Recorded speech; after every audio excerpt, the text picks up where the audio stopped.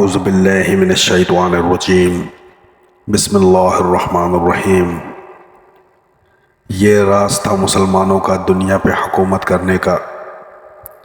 غیاث الدین بالبن ایک دن شکار کھیل رہے تھے۔ تیر چلایا اور جب شکار کے نزدیک گئے دیکھا تو ایک نوجوان ان تیر سے گھائل گر پڑا تڑپ رہا ہے۔ کچھ ہی پل میں اس گھائل نوجوان کی موت ہو جاتی ہے۔ پتہ کرنے پر معلوم ہوا کہ وہ پاس کے ہی ایک گاؤں میں رہنے والی بزرگ کا اکلوتا سہارا تھا۔ اس جنگل سے لکڑیاں چن کر بیچتا اور جو ملتا اس سے اپنا اور اپنی ماں کا پیٹ بھرتا تھا۔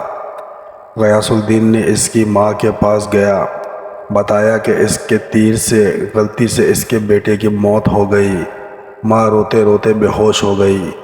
پھر غیاث الدین نے خود کو قاضی کے حوالے کیا اور اپنا جرم بتاتے ہوئے اپنے خلاف مقدمہ چلانے کی آزادی دی۔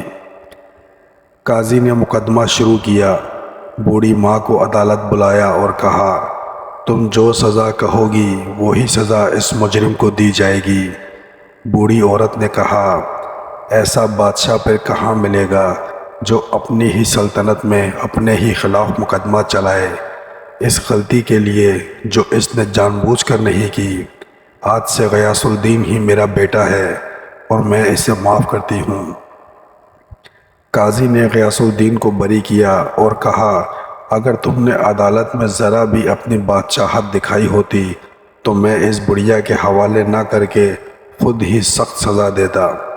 اس پر غیاث الدین نے اپنی کمر سے خنجر نکال کر قاضی کو دکھاتے ہوئے کہا، اگر تم نے مجھ سے مجرم کی طرح رویہ نہ اپنایا ہوتا اور میری بادشاہت کا خیال کیا ہوتا تو میں تمہیں اسی خنجر سے موت کے گھاٹ اتار دیتا۔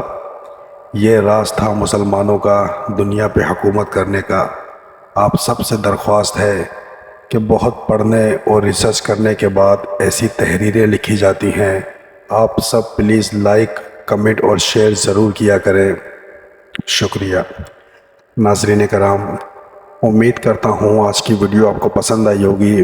ویڈیو اچھی لگے تو ویڈیو کو لائک کریں، چینل کو سبسکرائب کریں اور مزید ایسی ویڈیوز کے لیے ہمارے چینل اسلامک انفارمیشن کو سبسکرائب کریں اور بیل آئیکن کو ضرور پریس کریں تاکہ ہماری ہر نئی آنے والی ویڈیو کا نوٹیفیکیشن آپ کو بر وقت مل سکے۔ ملتے ہیں اگلی ویڈیو میں، تب تک کے لیے اللہ حافظ۔